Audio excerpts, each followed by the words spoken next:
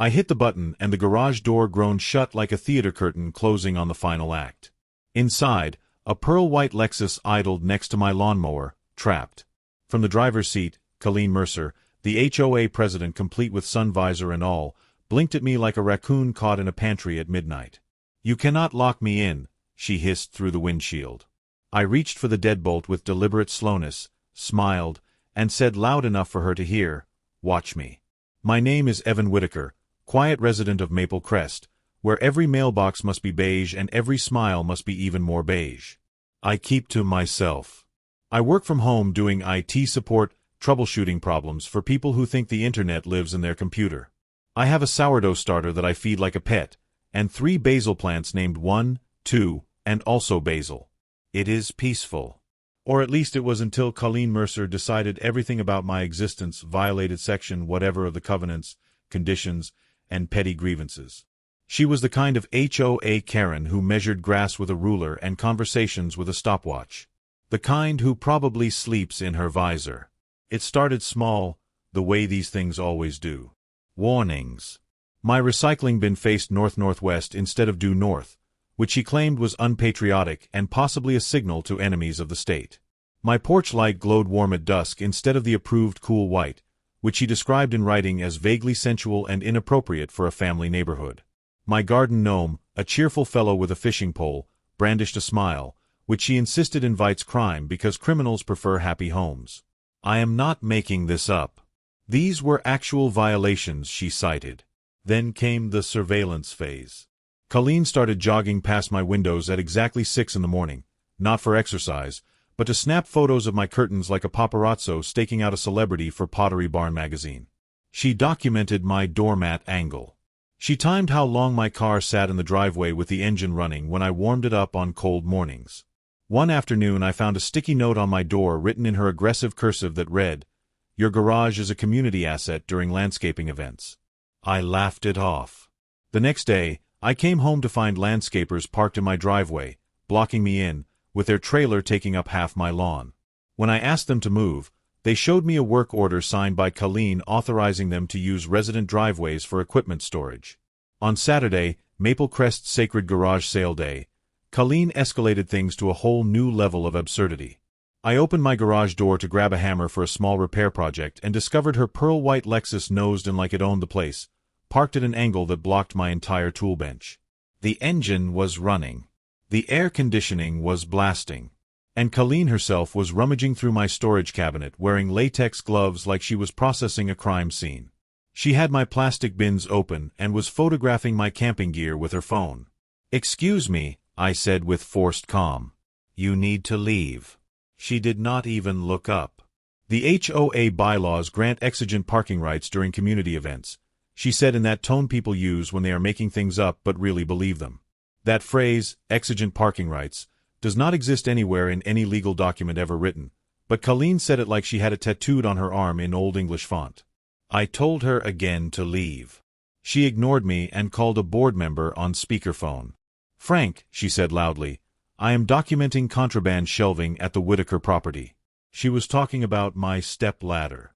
The same step ladder you can buy at any hardware store. When she still refused to move the car after I asked a third time, I noticed something on my workbench that made my blood run cold. It was a form, printed on official-looking HOA letterhead, titled Administrative Entry Notice. It had my signature at the bottom. Except I had never signed it. I looked closer.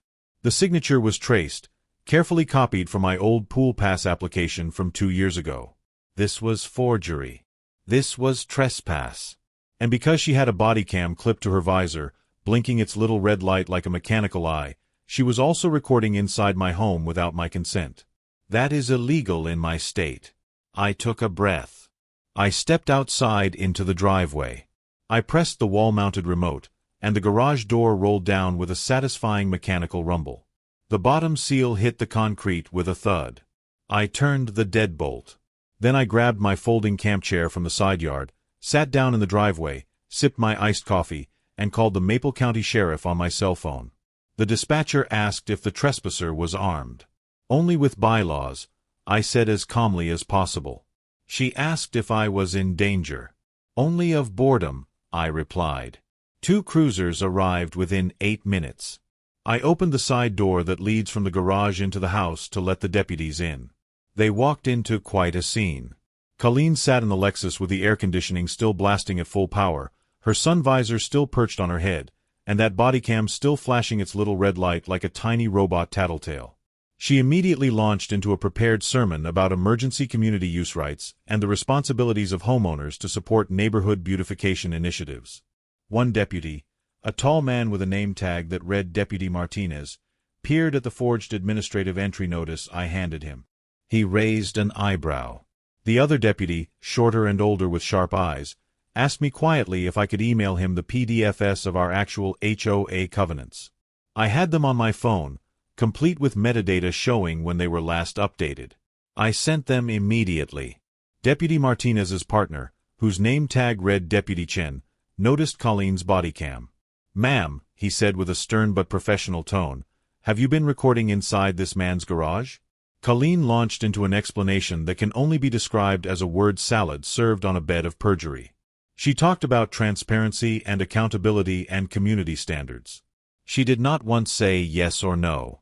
Deputy Chen just nodded and wrote in his notepad. Turns out, deputies love clean evidence, and I had plenty. My security camera, mounted above the garage door, had caught everything in high definition. Deputy Martinez asked to see the footage on my phone where I had the app installed. The video showed Colleen walking up to my garage, looking around to make sure no one was watching, lifting the keypad cover, and entering a 6-digit code. The door opened. She drove in. The code she used was the HOA's vendor override code, a master code that only a board president should know and should never, ever use for personal access. It is meant for emergency contractors, like if a pipe bursts and floods a garage while the owner is on vacation. It is not meant for parking your Lexus while you snoop through someone's belongings. Deputy Martinez clicked his pen with a definitive snap. He walked back into the garage where Colleen sat with her arms crossed. "Ma'am," he said clearly, "you are being charged with criminal trespass, forgery of a legal document, and unlawful surveillance." As he read her rights and his partner produced handcuffs, Colleen's face went from confident to confused to outraged in about 3 seconds. "This will be addressed at the next HOA meeting," she shouted as they handcuffed her beside my weed trimmer. Deputy Martinez nodded politely. "Yes, ma'am," he said. "At your arraignment." When they finally moved the Lexus out of my garage, which required Colleen's permission and took another 15 minutes of paperwork and lectures about property rights, we discovered some interesting items in her trunk.